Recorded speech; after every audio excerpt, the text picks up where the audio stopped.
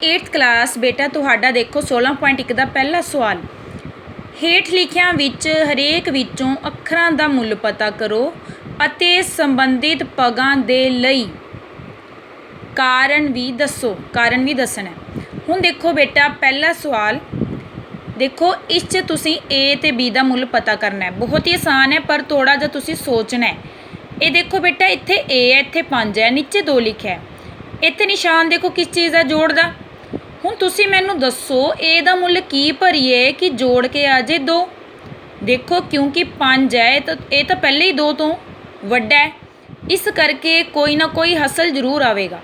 देखो बेटा इत्थे 1 भरांगे 5 ते 1 6 आ जाएगा। 1 तो नहीं भर सकते, गलत है। इस तरह आप ट्राई करना है अगे अगे।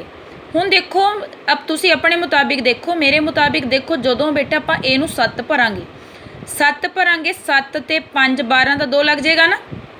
हुण ठीक है ना। इट मीनस ए दा मुल तां असीं भर दांगे 7।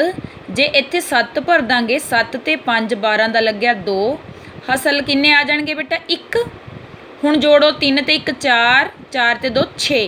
इसका मतलब ए दा मुल किन्ना है 7, बी दा मुल किन्ना है 6। दूजा सवाल, पहले सवाल चंगी तरह तुसी आप सोचने हैं।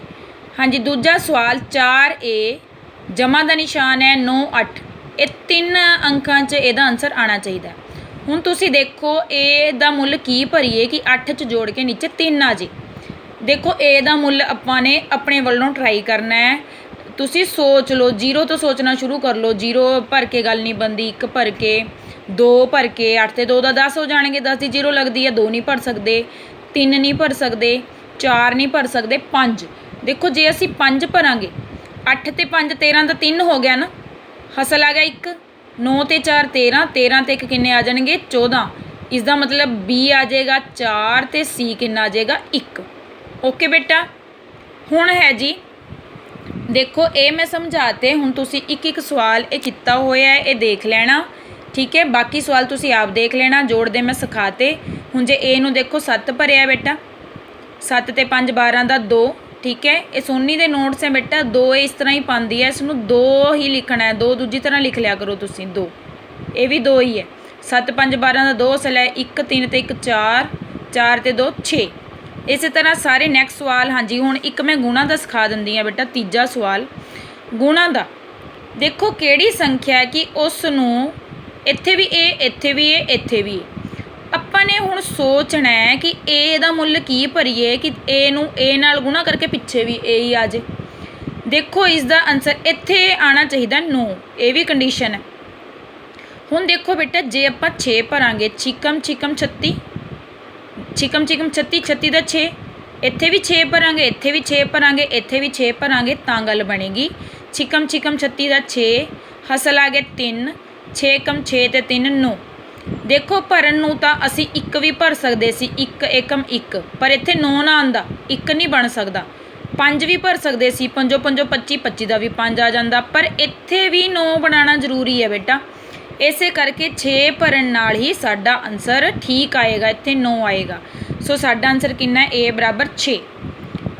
जोड़ते मैं सिखाते, ये देख लियो तुसी। हुण 5वां सवाल इत्थे बी का मुल भरना है। बी भरना है तुसी भी 3 नूं किहदे नाल गुणा करिए, इत्थे भी उही संख्या आ जाए तां इत्थे बेटा की किहड़ा मुल ठीक बैठ रहा सी 0। देखो इत्थे 0 पर इत्थे भी 0 आ गया ना। ये कंडीशन सी, ये दोनों सेम आने चाहिए। इत्थे 0 भरी तां ही 0 आई ना, तो इत्थे भी 2 अंक आने चाहिए सी। इत्थे आपां ने ए दी थां ते की भर लिया 5, क्योंकि 5 तीए कितना हो गया 15। बाकी कंडीशन की सी, जो इत्थे है उही इत्थे आना चाहिए सी। हुण जे आपां 5 भरांगे ताइयों बेटा 5 भर के 5 तीए 15 तां ही इत्थे 5 आएगा ना। इस करके एदा आंसर कितना है ए बराबर 5 ते बी बराबर 0। नैक्सट सवाल, नैक्सट सवाल च भी यही है। इस कोई भी डाउट किसी भी सवाल च लगती है। जोड़ते मैं सिखाते, गुणा दे सिखाते। बाकी किसी भी सवाल च तुहानूं दिक्कत है वो तुसी पूछ सकते हो। ठीक है बेटा। 2 का ध्यान रखना बेटा, मैं पहले ही कह रही हाँ सोनी 2 इस तरह पाती है, इत्थे 2 आने।